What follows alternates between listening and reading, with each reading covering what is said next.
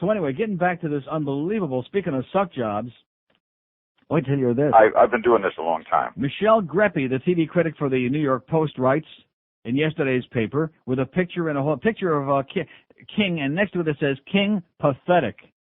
Pathetic. And I'm going, all right. Yeah. And here's a picture of that cow, Linda Tripp.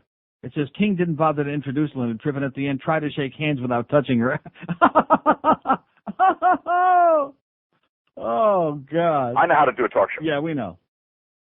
It says, it's time for Larry King to hang up the suspenders. If there were any doubt he had outlived his arguable usefulness and limited entertainment value, it was dispelled during his pathetic encounter with Linda Tripp Monday night on CNN. It was worse than amateur hour, even for a man who publicly prides himself on not prepping for guests, who wasted an hour with Madonna on groupie questions, and who couldn't tell apart the members of the grudgingly assembled cast of Friends. Monday, it appeared King hadn't even been willing to spend the half hour it would have taken to study the two Tripp interviews the rest of us had watched and read Friday so he wouldn't duplicate them. He couldn't even be bothered to introduce Tripp. If we have to tell you who she is, he said at the opening of Larry King Live, you have serious problems on planet Earth. Unbelievable. Misa horny? Yeah. King had nothing but problems from the beginning when he kept aborting his own plan to go a little chronological to the very end when Tripp tried to say Clinton is still cavorting and King tried to shake Tripp's hand without touching her. Even with her miraculous makeover, she was Larry's coyote date.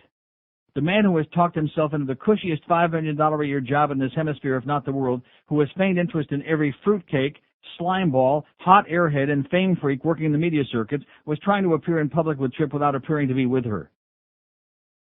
He didn't handle her with his trademark kid gloves. He didn't handle her at all. Absent were the usual make-the-guest squirm video clips, including John Goodman's devastatingly tacky-ticky portrait of Tripp on last Saturday Night Live. Had nothing to do with that. King didn't point out inconsistencies, contradictions, or nonsense. He interrupted at the wrong times to make the wrong points. Was she a source of leaks that had made Vince Foster so despondent about life in Washington? Or the conspiracy mongering about his death, which he still Monday, after endless investigations dispute her, refused to concede a suicide? Tripp said, it's possible that I may, down the road, walk in front of a Mack truck and have an unfortunate accident. But she's normal, not paranoid. King didn't ask how she defines either word. Once it was clear that King was only phoning in his performance, the hour could have been salvaged by opening the phone floodgates and letting the public ask the questions it had nursed for a year, but King managed to work in only 3 calls. One of them was from a Tripp-friendly viewer who didn't even pause to acknowledge King. Caller, hi, Linda. King, hi. Caller, considering King. Oh, I'm Larry. That's Linda. Go ahead. How do you like that? That is great radio. Yeah. So kudos to Michele Greppi, and thanks again to Hank for dropping this off from yesterday's New York Post. That somebody else in America has got the galls, the galls and the balls to tell it like it is about this ass sucker. Jerry Falwell, Linda Tripp, Reverend Schuler, Jim Baker, Tammy Faye, you name it, every scumbag, every phony, Benny Hinn, whatever the hell his name is. That phony faith healing Benny Hinn, that slimeball, that scumbag that squeezes every dollar he can with his fake faith healings. My good friend Benny Hinn, my good friend Joseph Stalin, my good friend Adolf Hitler.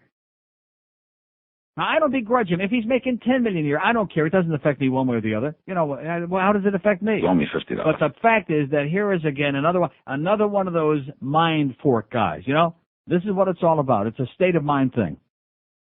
Just like the Forge and some of those other joints.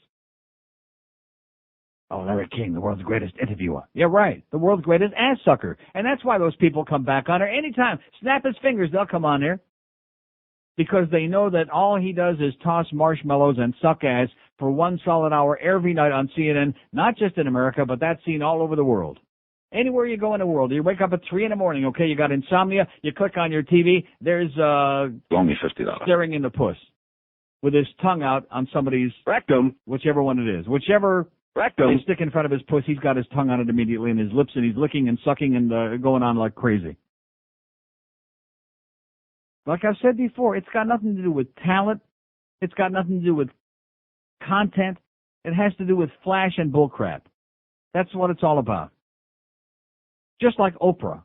Here's an aging, white, suspended, skinny, Jewish Oprah. That's Larry King. Nothing. There is nothing there. There is no content. There's nothing. Just like her. And yet there are millions of simpleton people all over the world that just hang on each and every one of both of their words. Why? Do we have an idea?